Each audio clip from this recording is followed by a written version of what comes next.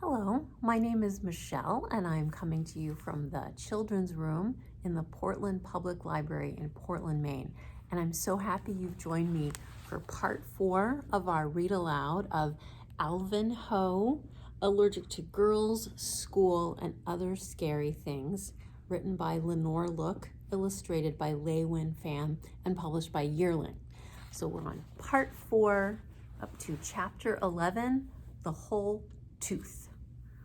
Piano lessons were a splendid idea, except for every Wednesday after school when I could have been doing something really useful, like taking a bath or vacuuming my room or sharing my sticks and toys with Annie Belly. I was to go to Miss Emily's house alone, without Lucy, without Annie Belly, and worst of all, without my Firecracker Man gear or PDK. I might as well have been completely naked. Now, Miss Emily was no ordinary piano teacher. She lived at the very end of the street where the trees hang low and the grass grows tall and the shadows stretch like inky tentacles across the road. And her house looks like a face that sags sadly to the right. Here's her house. Go straight to Miss Emily's, my mom said. She's expecting you, and don't stop anywhere. I might not have had a problem with going to Miss Emily's, that is if we lived in a normal town, but we do not. A lot of famous dead people live here, and when you're famous, you don't get buried like a regular person under a stone that has your name and telephone number on it. You have to stay in your house to give tours. The way to know where a famous dead person lives is to look for a sign on their front lawn that says it is their house.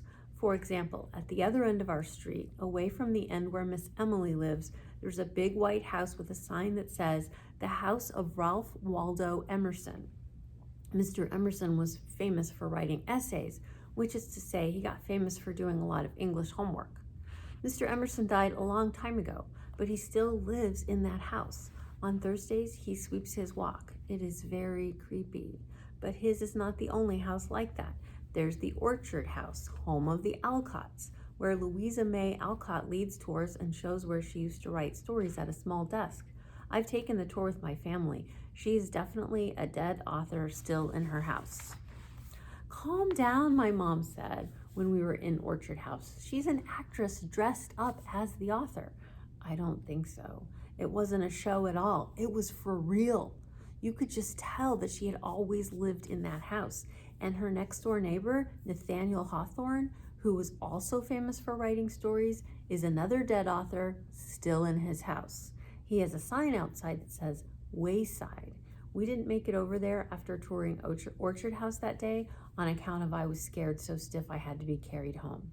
So in a normal town, I would not have a problem going to Miss Emily's, but this town is not normal, and Miss Emily's house is not normal. There is a sign on her front lawn, so halfway there, I stopped dead in my tracks. I couldn't bear to get any closer. Boo! Said a voice. Ah! I screamed. It was Jules. It is hard to go anywhere without going past Jules's house, as I've mentioned, and Jules was in the bushes out front. You going to piano lessons? Asked Jules. Maybe. Looks like you were headed straight to piano lessons. Maybe I am, maybe I'm not, I said. And here's Jules. Maybe I am, maybe I'm not, I said. No one walks this way except to go to piano lessons, said Jules. I see him coming, I see him going. Oh, just a sec. See him coming, see him going. Mostly they come, only the lucky few ever go. What do you mean? I don't really know, said Jules. There are only rumors. What rumors? Jules looked down the street both ways, then whispered, You know, the witch with the yummy house who fattened the kids. I nodded. I sure hated that witch who fed Hansel and Gretel to fatten them and then tried to shove them in the oven. She was the most evil witch in the world, worse even than the one who gave Snow White the poisoned apple on account of she had kept Hansel and Gretel in a cage, which, as everyone knows, could mean years of therapy for them. Just learn your scales, Jules said, but don't eat anything if she tries to feed you. You don't like brownies, do you? Gulp. Brownies are my weakness. Brownies are her specialty, Jules continued. You're not going to last very long if you like brownies. I gasped. Then I turned and dashed home. When I arrived in my yard, I was in luck. Annie Belly was digging with my sticks, and Lucy was doing yoga ball next to her. Lucy puts a ball on top of her front paws, stretches out in the down dog position, and touches the tip of her nose to the ball. She can hold the pose until the squirrels come home or until Annie Belly is finished digging holes. Here she is doing her yoga.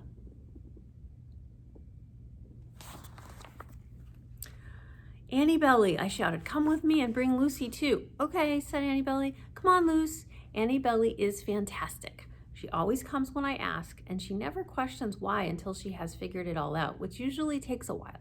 Aren't you supposed to be going to piano lessons? She asked when we reached Jules's house.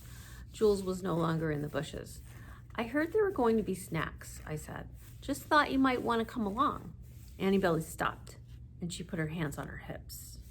She put her left foot out like in the hokey pokey, which is her favorite dance. Then she looked at me sideways. Is that the tooth, Alvin Ho? The whole tooth and nothing but the tooth so you can help God? She asked. Annie Belly tapped her toe and waited for an answer. Okay, I'm allergic, I finally coughed. Allergic to piano lessons? No, allergic to the piano teacher. Why? Asked Annie Belly, puzzled. Does she have 3 fingers? 3 fingers? A piano teacher with 3 fingers is like an airplane with only 1 wing.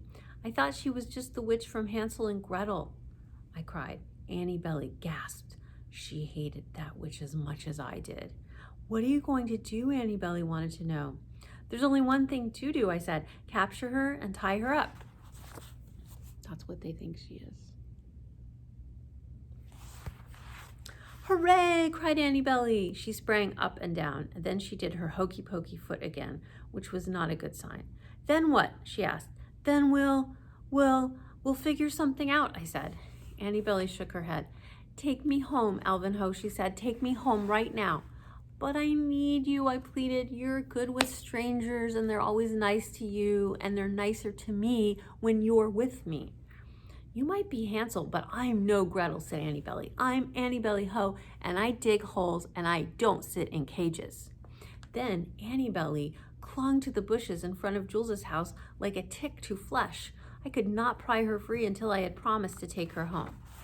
There she is clinging.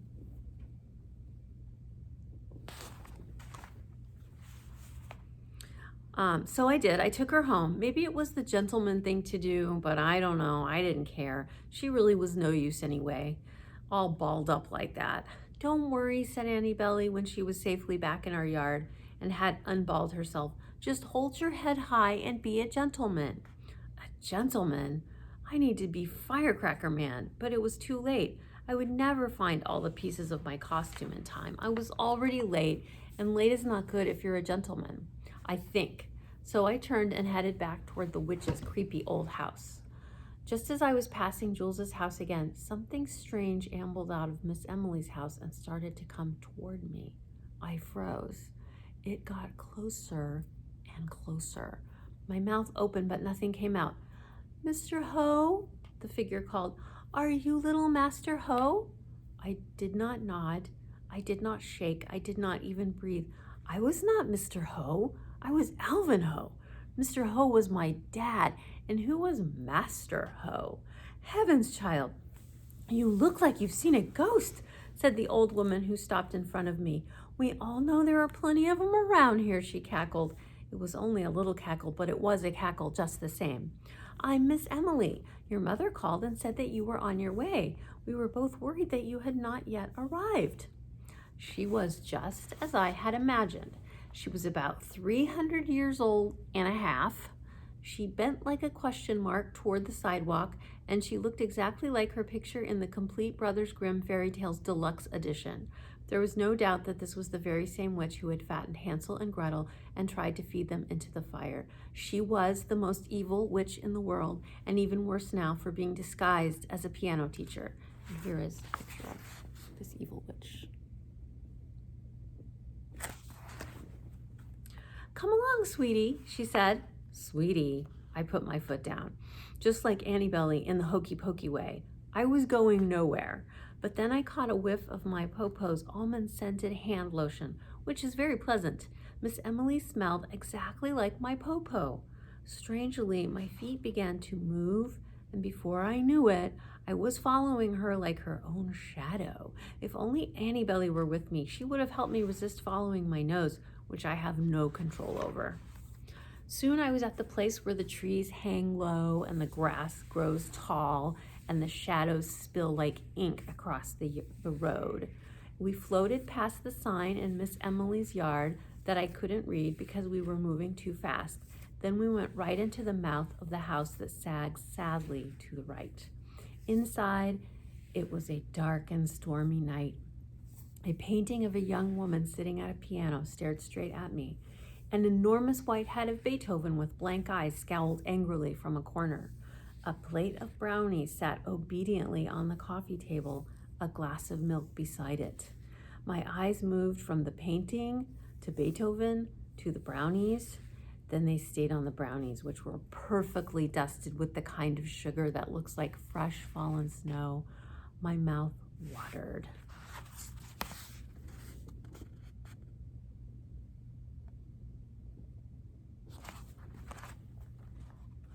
Would you like a snack before we begin? Miss Emily read my mind. I made my special brownies, quadruple fudge. They're still warm from the oven. Oven? Gulp. Just learn your scales, Jules' voice echoed inside my ears, but don't eat anything. I stepped back. Then I tripped and fell over the piano bench. Oh dear, cackled Miss Emily.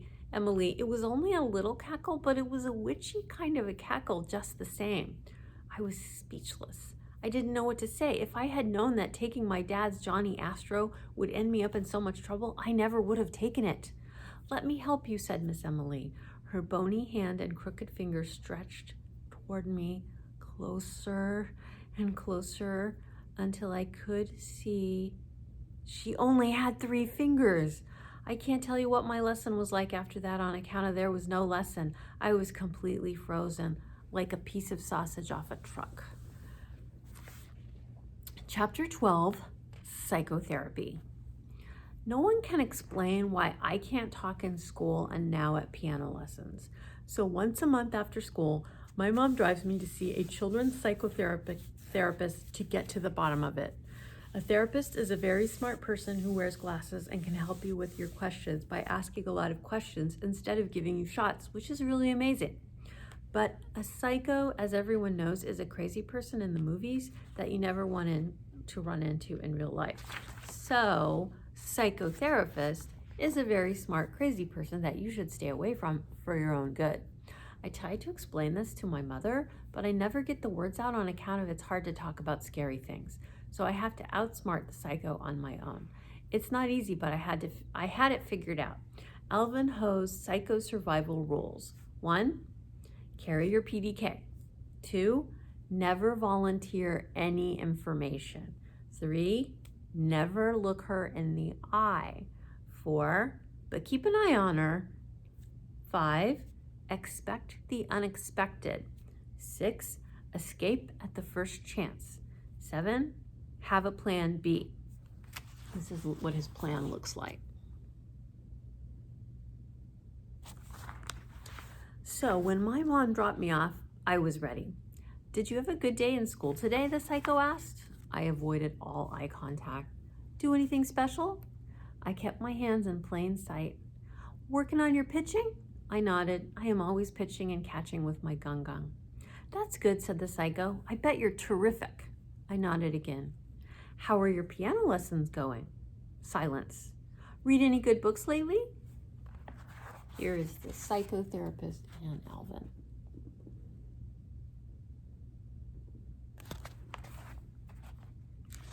I nodded. I had read a bunch of great books with my dad. We loved true tales of courage and accounts of dangerous expedition. Tenzing Norgay and the Sherpies of Everest was especially exciting. How's Lucy? It was a trick question. There was always so much to tell about my dog, but I caught myself. I've never said a word in therapy. It is too scary. What do you say to a psycho? The clock on the wall clicked, tick, tick, tick. Outside cars swooshed by in the rain. The psycho sighed. She shuffled some papers. Want to play cards? She finally asked. Usually playing cards is okay. When she runs out of questions, the cards come out, and it means the therapy part is over. And when it's over, it's over. And it's just me and the psycho alone with nothing to do but play cards and wait for my mom or dad to pick me up. Tick, tick, tick. Psycho sure can shuffle, flip, flip, flip, flip. But she doesn't play very well. She talks too much. Making friends is tough, isn't it? She jabbered. I held my cards. Making friends is hard for grown-ups too, she went on. So I know how you feel. I did not move. Do you sometimes want to play with kids who don't want to play with you? She asked. I nodded. Then I won the first hand. Shuffle, shuffle, deal, deal. We can't make people play with us who don't want to, said the psycho. Then I won the second hand. It was too easy. She wasn't paying any attention to her cards. Then I won the third hand. But there's always someone great to play with, the psycho jabbered on, who was also looking for a friend. The longer we played, the more I won and the more she lost. But she didn't just lose. She hardly even looked at her cards. If I played like that, Calvin would have a few unsavory names for me. Wipe thy ugly face, thou weedy, earth-vexing way-face, Calvin would say. Methinks you stink, thou pribbling, beetle-headed harpy. The psycho stopped. What? She said. What did you say? Oops, did I say something? I kept my eyes low. I kept my hands in plain sight. I had no idea you knew Shakespeare, she sounded surprised. I was surprised too. I didn't know Shakespeare. Shakespeare lived a long time ago and now he's dead. How could she think I knew him? Why, that's really wonderful, she continued. But it wasn't wonderful. I hadn't meant to say anything at all. It had just sort of slipped. Here it is, slipping out.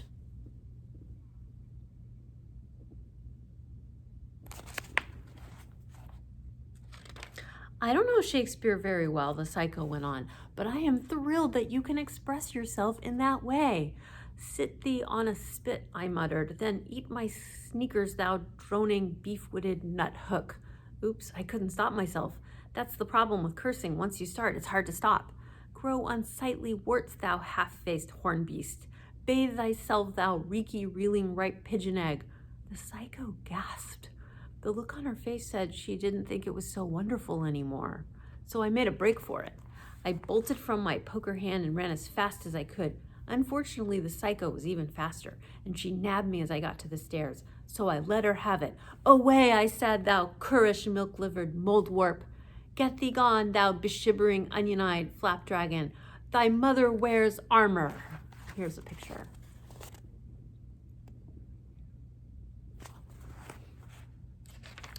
Chapter 13, rule number 2. My dad arrived just in the nick of time. If he had been a minute later, I would have gone to plan B, and who knows how scary that might have been. My dad did not scream. He did not yell.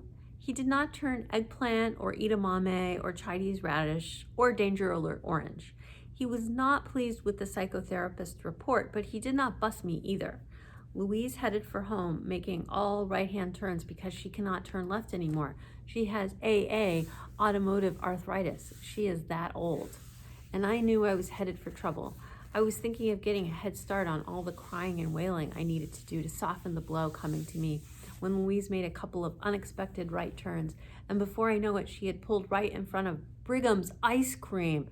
Did you take a wrong turn? I squeaked from the back seat. Usually we go to Brigham's to celebrate a birthday or a good report card, but never before for cursing a grown-up. No, son, my dad said. I love it when he calls me that. I like it even more than my own name, which I like a lot. Then why are we here, I asked. Therapy's rough, right? I nodded. I had a rough day too, said my dad.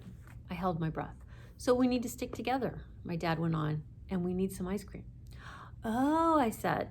The last time I didn't get the punishment coming to me, I ended up with something worse. Way worse. You mean I'm not going to get busted? I asked. No, son, said my dad. Normally, I love it when he calls me that, but this was not normal. Inside, my dad and I walked past other children eating ice cream with their parents. We scooted into a booth. Tears streamed down my cheeks. I wailed, just in case. Our waitress stepped back. Then I wailed some more. After that, I felt much better. The triple monkey triple fudge with whipped cream and cherries on top helped too. My dad was the most helpful of all. We had a heart-to-heart, man-to-man talk just between me and my dad, and this is what I discovered. 1, my dad tries to be kind to everyone. 2, he loves superheroes. 3, but he wouldn't rather be one. And 4, he'd rather be my dad than anything in the whole universe.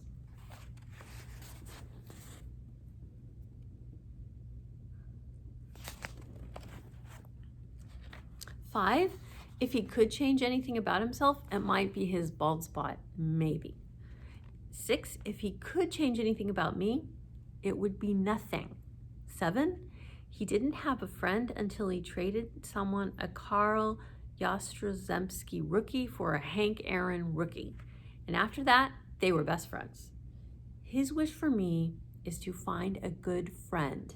His second wish for me is that I would enjoy Shakespearean curses only for fun and not for insulting someone. Son, said my dad, I know it's frustrating and change comes very slowly, but you're making good progress in your therapy. Then my dad explained that while rule number 1 of being a gentleman is no hitting, rule number 2 is no cursing or insulting. Not at all? I asked. Not one word, he said. Then my dad stood up and puffed out his chest. He looked 10 feet tall. My dad is amazing. I stood up and I puffed out my chest. I did not look 10 feet tall. I didn't even look half that size, but it was okay. Ready, son, he said. Ready, Dad. Then I put my arm around him and we went home. And it was the best time I ever had with my dad. Here he is. Chapter 14, The Apes of Math. I was making great progress. I could finally remember some things about being a gentleman. How to be a gentleman. No hitting, no insulting, no making anyone cry, even if she's a girl with only one eye. Apologize if you break rule number 3. Don't duke it back. See rule number 1. Lend a scratching hand to someone with pox. Take care of your things. I could hardly believe it. Suddenly, I was closer to being a gentleman, but I was not any closer to having friends. Fortunately, I remembered that I had some good advice about that from Calvin. It was right there in my PDK. 1, say hello. 2, just say hello. 3, trade baseball cards. 4, trade more baseball cards. 5, just trade baseball cards. The list was useless until I crossed off say hello, just say hello, and now it was perfect. And since the advice had come from Calvin, I was sure that he meant his baseball cards on account of I didn't have any, and because he didn't write his name on his cards, it could only mean one thing. But I asked anyway. Calvin, I said, could I borrow a couple of your best cards? Said Calvin. It was late and he was fast asleep. I should have been asleep too, but I am often up with my flashlight reading or making lists because I am afraid of the dark. It's a great time to talk to Calvin on account of he's always pretty agreeable. Not like he is during the day, and it certainly sounded like Calvin said, sure. The next day, I gave the Hank Aaron rookie to Pinky. He said nothing. Then I gave him the Carl Yastrzemski rookie. He said nothing. Then I had nothing else to give. Man, Pinky finally said. He stuffed the trading cards into his back pocket and walked away. Then slowly, my life began to change. At recess, Pinky kicked the soccer ball past where I was standing. It was fantastic. Then during library time, Pinky grabbed Sam's book, so Sam grabbed it back. Then Pinky took it again, so Sam kicked it, which made Naya jump on Pinky. All this happened right in front of me between the shelves on earthquakes and volcanoes and the shelves on bats and whales. If I had poked out my arm, I could have gotten it broken in several places, which is practically an invitation to jump right in, which I would have done if the librarian hadn't left first. Then in math class, we got a worksheet on the cost of Henry David Thoreau's house. How much did Henry's house cost? Boards, $8.03. Used singles, $4. Laths, $1.25. 2 secondhand windows, $2.43. 1,000 old bricks, $4. 2 casks of line, $2.40. Hair, 31 cents.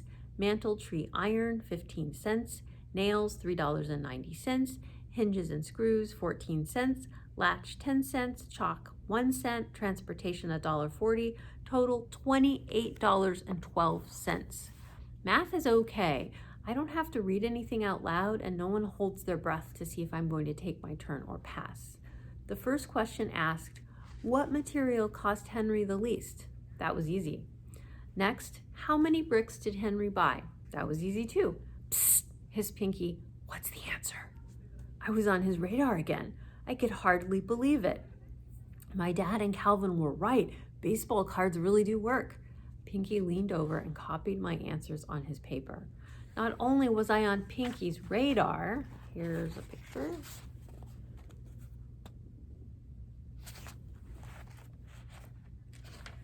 but all my answers was on his paper too. Then he motioned for Eli to copy his paper. Then Scooter leaned over and copied from Eli. Ahem, said Flea. Flea has only one eye, which is okay, but unfortunately that eye sees everything, which is annoying. Cheaters are losers, she said disapprovingly. Cyclops are losers, Pinky hissed back. Flea gasped. Fauntleroy, said Miss P. That's Pinky's real name, Fauntleroy, but no one ever calls him that except for grown-ups. Would you please come up to the board and answer the first question? Pinky went up and wrote his answer, my answer. That's very good, Fauntleroy, said Miss P. You're getting quicker and better at math. Pinky beamed, then he sat down. Flea gave him the eye. Then Eli took his turn, and Miss P said he did a fine job. Here's Pinky at the board.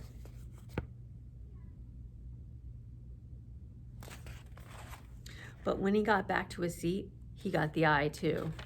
Next, Scooter got his turn, and Miss P said he was great.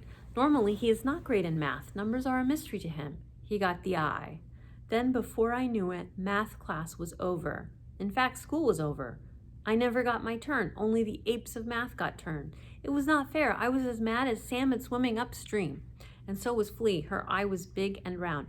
It's not really fair you didn't get your turn, said Flea as we were leaving. I nodded. After all, they were all your answers, she added. Just as we passed Miss P standing in the doorway saying goodbye to everyone, I was really glad that Flea let Miss P know. Then we got on the bus. Hey, buddy, Pinky said when I sat down. Buddy? He was calling me buddy. You're okay, said Pinky sitting down next to me. You got to get rid of that girlfriend of yours. He laughed and pointed at Flea, who had sat down in the seat in front of me. I shrank. I knew that Flea took no nonsense, but Pinky didn't know. He was this close to taking an uppercut from her. Maybe you could play with us sometime, said Pinky. Really? I could hardly wait. The wheels on the bus went round and round. We bounced up and down. But you'll have to do a few things first, said Pinky. Like what? I asked. I'll let you know, said Pinky. Does everyone have to do them? I asked. Just you, said Pinky. It's a new rule, dude. I swallowed. Okay. I swallowed. Dude? All right. So we are going to stop there for today. Thanks for joining me for part 4 of our read aloud of Alvin Ho, Allergic to Girls, School, and Other Scary Things, written by Lenore Look, illustrated by LuUyen Pham, and published by Yearling. I'm Michele at the Portland Public Library in Portland, Maine. Join me next time for the exciting conclusion, part 5 of Alvin Ho.